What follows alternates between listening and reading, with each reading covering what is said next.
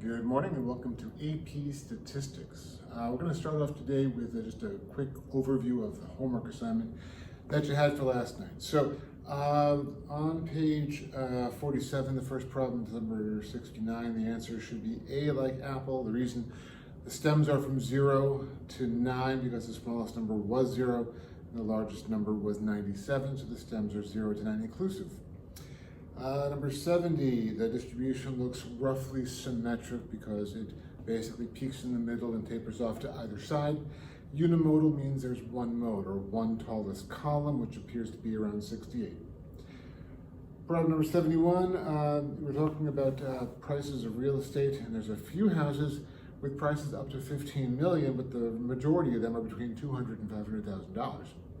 Therefore, the distribution would be skewed to the right. The skew is in the direction of the tail. In this case, there would be a long trail out to the $15 million property. 72, the answer should be E. We're looking at a graph of the states, percent of women over age 15 never married, and the only statement that makes any sense at all is E, because 50%, close to, are between the 24 and 28% mark. You could just add it up and you see there's 24 states there, which is pretty much half of the states. 73, the answer should be D when you're comparing two distributions. It would be best to use relative frequency rather than frequency when the distributions have different numbers of observations. Relative frequency is talking about the frequency with which a value occurs relative to its population. So the different sizes would definitely make that a better choice. And 74, the answer should be B, which is the following is the best reason to use a stem rather than a histogram. In option B, stem plots allow you to see the values of individual observations because that's what the leaves are. The leaves are the individual observations, so that's the best answer.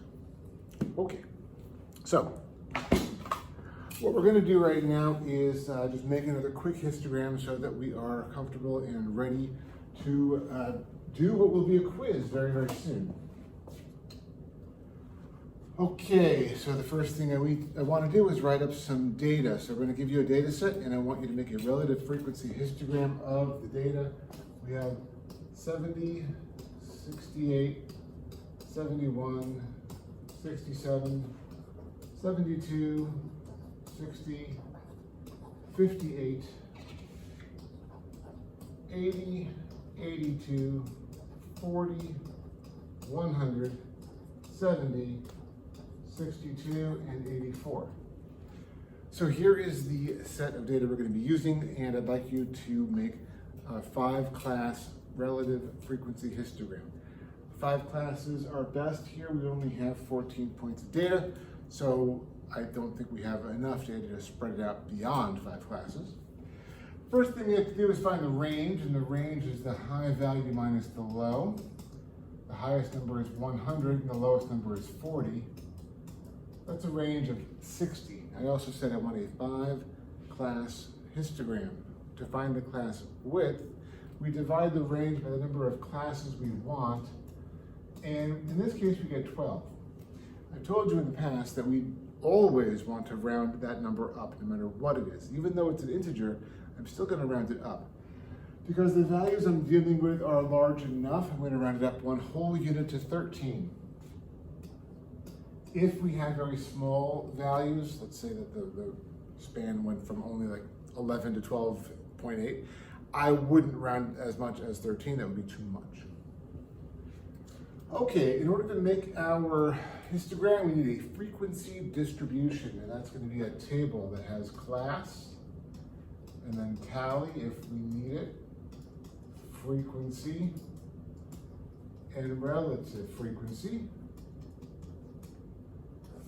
The table is going to have, in this case, 5 classes, because we have 5 columns of data we want to graph. So it begins with the smallest number in the data set, which is 40, and it goes up by the class width of 13. So 40 and 13 is 53, but that is not the upper end. It is the next lower boundary. Add 13 again for 66, add 13 again for 79, one more time for 92. The upper limits of each class is one less than the lower limit of the class that follows. Since that is at 53, this ends at 52, and so on and so forth. 65, 78, 91. The uppermost value is found by adding the class width of 13 to the current uppermost value of 91. Goes to 104. Again, I said I know that the upper limit, or the upper value in this set is 100. However, I need to have continuity in my columns, so I need to extend that last column to 104. And then we tally. So we have 70 and 68, so that goes both in here. 71 and 67, also both in there. 72 and 60, 58 and 80, 82 and 40, 170, 62 and 84. Okay? Frequency is just what those tick marks add up to. It's 1, 3, 6, 3, and 1. If we add up all the values in the frequency column, we should get the total number of data points in the sequence, which in this case is 14, and it does add up. Relative frequency for each class is the frequency in that class divided by the total number of values. So 1 divided by 14, and then we round to 4 decimals, 0.0714. 3 divided by 14, 0.2143. 6 divided by 14, 0.4286. And then because we've already found 3 and 1, we're just going to write them again because that's how much we had in those columns. If I were to add up the relative frequency, in this instance, I get an exact number 1. We always want to be close to or exactly at 1 because that is 100% of the data points in our series. If we're going to be off by anything, we shouldn't be off by more than 1 of the furthest place value, in this case 1/10,000th, but we're not off by even that much because we have done it well and the rounding worked for us. Now, to make the histogram from the frequency distribution, we want to make a first quadrant graph. We put a 0 at the origin and a break in the scale. 5 classes will need 6 tick marks equally spaced on the horizontal axis. So 1, 2, 3, 4, 5, 6. We've said before that the continuity correction we have to now take into account is the value that's going to bridge the gap between boundaries. So for instance, the first class and the second class, the first class ends at 52, the second class begins at 53. What bridges the gap between 52 and 53? 52 and a half. And that's the upper bound of the first class, 52 and a half. And each one's going to be in the half from now on, 65 and a half, 78 and a half, 91 and a half, 104 and a half. The only value that doesn't go up by a half is the first number in the data series. It goes down by that same continuity correction. So it's 39 and a half. And now each one of our classes has a width of 13. Relative frequency goes on the vertical axis. This was let's just call it class again. It didn't have a story behind it. The largest relative frequency is 0.4286, so we have to go to at least 0.4286. Let's just go, say, tens, 20, 30, 40, 50. Again, I don't need a break on the vertical axis because we actually are going in uniform chunks on this one. And I make my columns appropriately sized. So the first one's 0.0714, so we're around over here. And then 0.2143, somewhere over here. And then 0.4286, so again, about over there. And then, because they have this symmetric values, we have our columns at appropriate heights, and now I want to put down the numbers of 0.0714, 2143, 4286, to 143.0714. and there'll be some variety of title. Okay, so we've made the histogram appropriately. It looks pretty good. We have what we need. Let's describe it using the mnemonic device called GSOCs.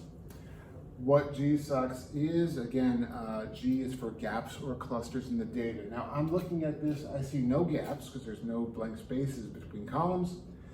If I'm going to talk about clustering, you could say that values are pretty much clustered about the center, which looks to be in the 65 to 78 category, or 66 to 78 category. S, you can talk about the shape here. Now, when we talk about a shape, we're talking about how normal it is. Normal distributions peak in the center and taper off to both sides. This one does exactly that. It peaks in the center and it tapers off to either side exactly symmetrically. So we're going to call this one approximately normal or symmetric. O is for outliers. Outliers will be data points that live far away from the bulk of data. There are no apparent outliers in this distribution. Yes, there's a low and a high, but they're not really far away from any of your other data points. So they're not looking like outliers right now. C is for the center. Now the center could be the mean or the median. If you want to find the mean, you'd have to take all those data points and add them all up and divide by 14. I didn't do that. But I can see that the center of the distribution could be a median here, and the median falls in this middle row. We can also do a quick count where the 50% point is. 7 and 21 is about 28, 29% here, but in this column, if you add 43% to 29%, we're way above 50. It's clearly where the median lies. And S, the last one, is for the spread, which we already found the range was 60 points. Okay.